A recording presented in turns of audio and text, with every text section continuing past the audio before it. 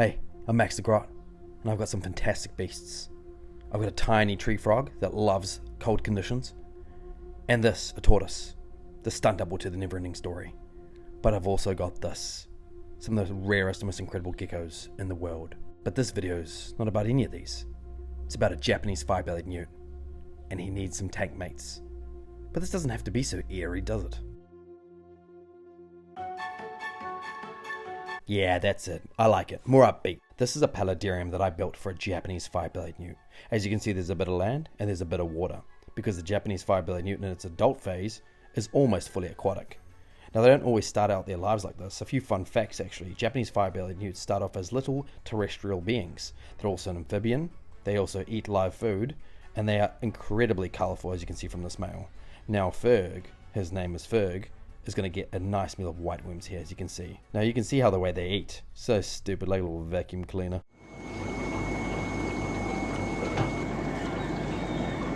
So I went to the fish store because I wanted to get Ferg some tank mates, and I walked away with two things. First thing I walked away with was, drumroll please, an apple snail. Now, apple snails are fantastic cleanup crew. They're actually really dope, so got that sucker in there. Now, the second thing I walked away with was a fish. Now, what fish did I get? I got a peppered cory. These are some of the most versatile and hardy catfish in the fish game. Look at Ferg, man, he's such a camera hog, eh? Wants all the fame, all the glory. Then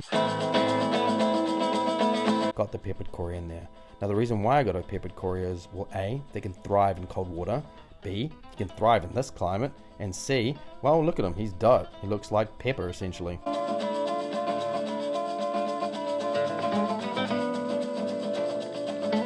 You know, the second I put him in there, he was so comfortable. He was swimming around, getting his bristles all over the place.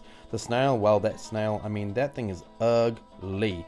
But you know what? They're actually dope. I have a soft spot for snails.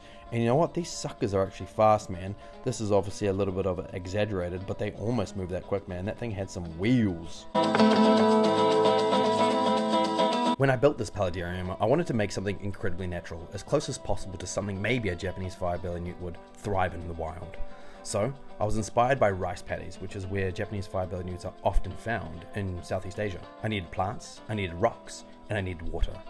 But more than that, I needed to replicate a slow-moving environment. You see, newts like slow-moving water. So all I have here is I have an air stone, and I have a very small pump, which essentially works through the back end and over the top and through the vegetation that grows outside of the water. Now, as you can see here, I think I did a pretty good job. And I think Ferg really likes it.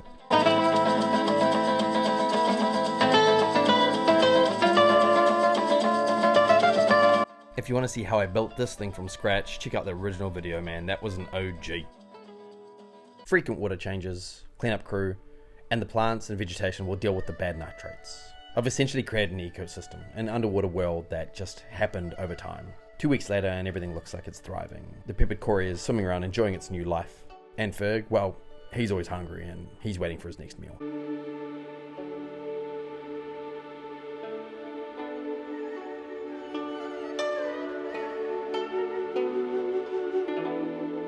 So Ferg has some new tank mates. He's got a cory, he's got a snail, and he's got a belly full of worms.